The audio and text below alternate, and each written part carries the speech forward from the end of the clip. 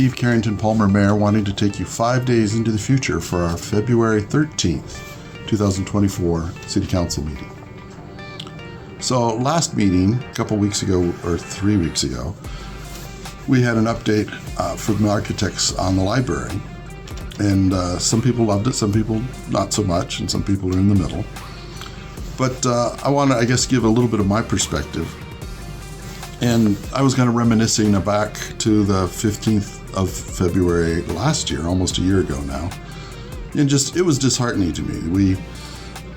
I went down there, we were surrounded by fire trucks, there's emergency personnel here and there. Some of them are keeping people away from the building, others are going in and out, checking on things inside. And then later, a few weeks later, I went in with Gary Wolf, the architect, to help do scanning for the library. And it was, it reminded me of how well used and well loved our library is.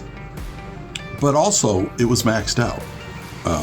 It was full to the brim. It required a lot of shuffling for programs to be changed, etc. And it made me wonder, what do other libraries, especially newer libraries built since 1984, what were they like? So last summer, my wife and I were down in Homer, so we made sure to take a chance to go and get a tour of the Homer Library and go around and ask questions of staff. And then on the way back, we also stopped at the Soldotna Library and the Kenai Library and did the same thing. And we'd ask a lot of questions. I could go into the children's area and ask, what is your favorite part about, say, the children's area, and what you have here? And, one of the ones I remember was a bathroom. They actually had a children's bathroom in the children's area, and so they would just love it. It just makes things so much easier. It's much, much easier. Okay, that makes sense.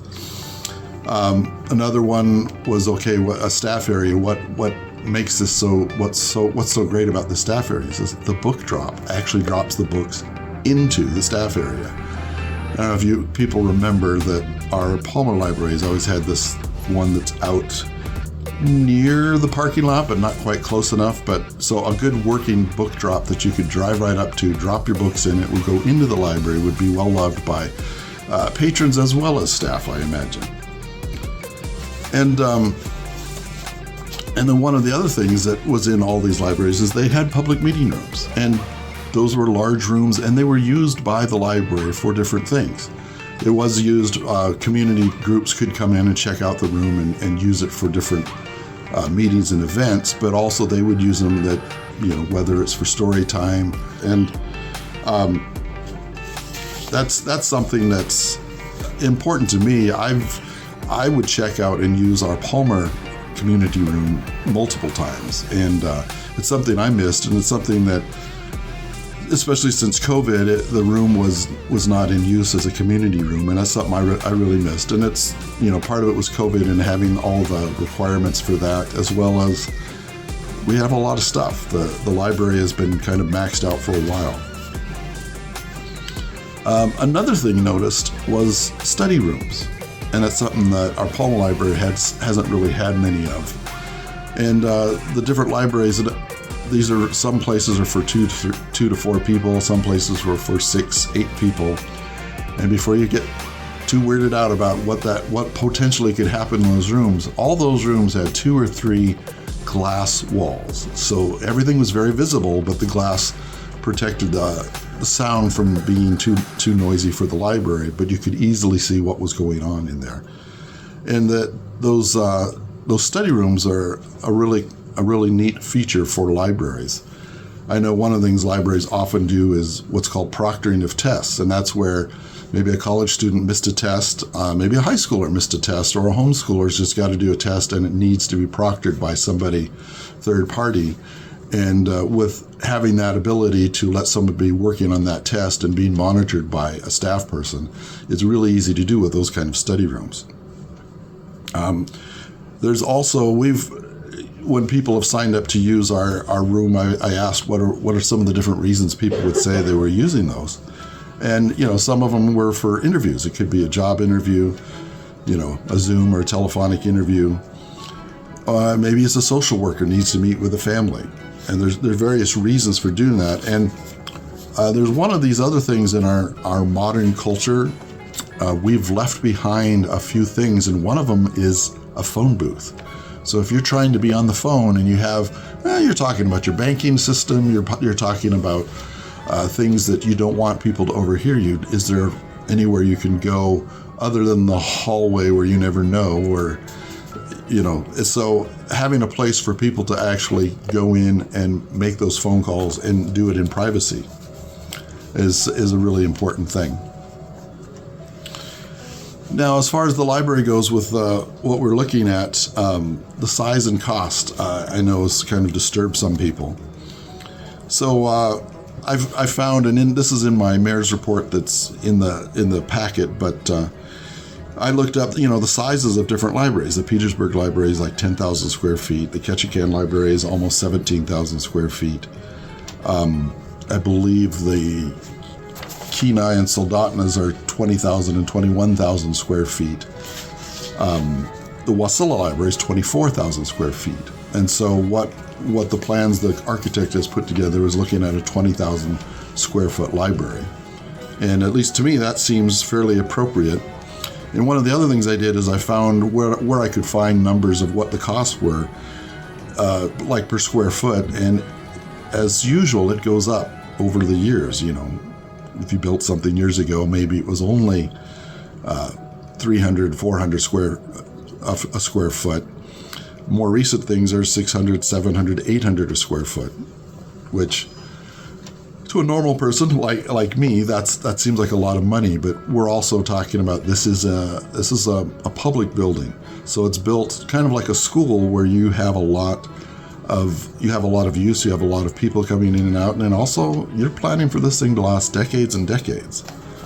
So when you put it in that context, it seems it's appropriate. But then you get to the question of, can Palmer handle such a large project? So I did a little bit of digging, asked some questions of some of our staff, and said, okay, well, how does Palmer do projects? And so one of the big projects we've had over the last number of years has been the sewer plant. So from 2009 through 2023, we've spent $30 million on our sewer plant. And there's various reasons for that, and that you can get into a lot of history, which I'd rather not talk about necessarily at this time, but we spent $30 million on it. Now, of that, $20 million was grants. Another $5 million was city money, and then $4.8 million was for loans of various kinds. So that's of all those projects that were there, about 15% of them were financed. And the thing I like to remind people is that the people doing this project and overseeing this project, and the ones even deciding to do this project, are Palmer people. And I think Palmer people they're practical, they're persistent, and they look for the most efficient way of doing things. And so, as I mentioned in my article that I'd done in the fall talking about the bond, that I still think we're going to spend maybe that $4 to $6 million. I have no idea in my mind that we would go into a $10 million bond. And the issue with a lot of these things is we don't really know what the cost is at this point. We're still, working on estimates, and then until you actually get actual detailed plans, go out to bid, then you can find out, okay, what's it going to cost? And that's where you end up with, you divide it out to figure out how much it costs per square foot, is you don't really know until you do it. So where do we go from here? The city staff is still working on paperwork to get phase 2 put together for Wolf Architecture to essentially finish the plans and get them ready to go out to bid. And then when they're prepped, then the council will have another look at it and decide how to go from there. And it's an ongoing process. And now in the background, I'm not sure I want to talk about too much at this point, but the city and staff and some of the council members and I are pestering other people for, where can we get money? Where can we come up with more grant money for a library? And that is happening. And that will be coming out here in the next few months. And we'll see how much we can get for grants etc., which will then decide how small of amount we can get that we have to do financing for. And I'd also like to remind people that February 21st is Palmer Community Resource Day down at the Depot. I think it's from 10 to 2. And that'll be a good chance to see the different social services and nonprofits that are working with some of the homeless or unhoused, I think is one of the proper terms people are using nowadays.